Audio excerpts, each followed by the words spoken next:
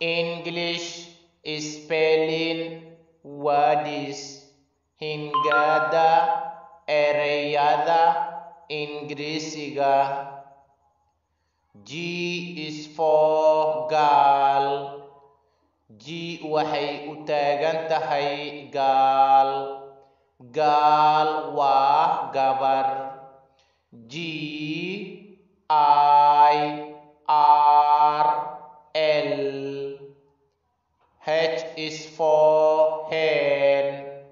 H waxay u taagan tahay hen. Hen waa digaag. H E N. I is for inky. I waxay u taagan tahay inky. Inky waa qad. I N K.